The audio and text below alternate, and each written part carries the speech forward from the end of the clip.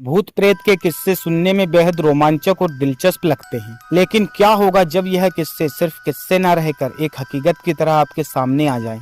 आज की युवा पीढ़ी भूत और आत्माओं के होने पर विश्वास नहीं करती, लेकिन जिस पर आप विश्वास नहीं करते वह असल में है ही नहीं, यह तो संभव नहीं है ना।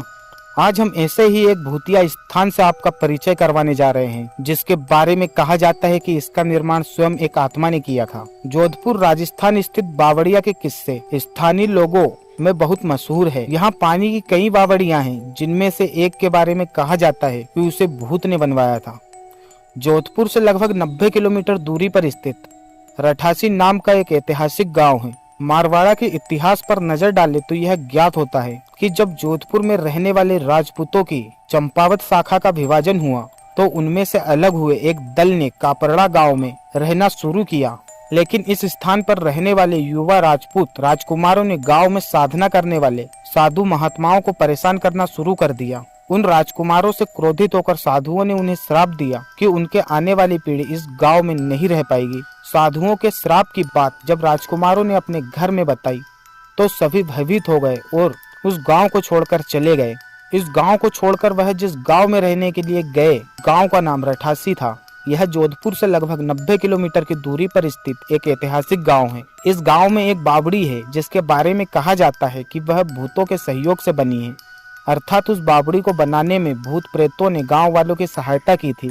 ठाकुर जयसिंह के महल में स्थित इस बावड़ी को देखने के लिए लोग दूर दूर से आते हैं। इस बावड़ी के विषय में यह कहानी प्रचलित है कि एक बार जब ठाकुर जयसिंह घोड़े पर सवार होकर जोधपुर से रठासी गांव की ओर जा रहे थे, तब रास्ते में ठाकुर साहब का घोड़ा उनके साथ साथ चलने वाले सेवकों के पीछे छूट गया और इतने में रात हो गई। राजा का घोड़ा थक चुका था और उसे बहुत प्यास लगी थी। रास्ते में एक तालाब को देखकर ठाकुर जयसिंह अपने घोड़े को पानी पिलाने के लिए ले गए। आधी रात का समय था। घोड़ा जैसे ही आगे बढ़ा, राजा को एक आकृति दिखाई दी, जिसने धीरे धीरे इंसानी शरीर धारण कर लिया। राजा उसे देखकर डर गया। उस प्रेत ने राजा को कहा कि मुझे प्यास लगी है, लेकिन श्राप के कारण मैं इस कुएं का पानी नहीं पी सकता।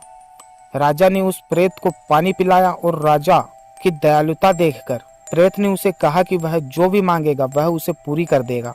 राजा ने प्रेत को कहा कि वह उसके महल में एक बावड़ी का निर्माण करे और उसके राज्य को सुंदर बना दे।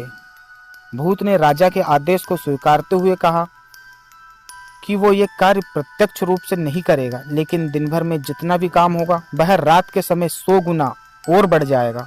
उस प्रेत ने राजा को यह राज किसी को न बताने के लिए कहा। इस घटना के 2 दिन बाद ही महल में बावड़ी की इमारतें बनने लगी। रात में पत्थर ठोकने के रहस्यमय आवाजें आने लगी।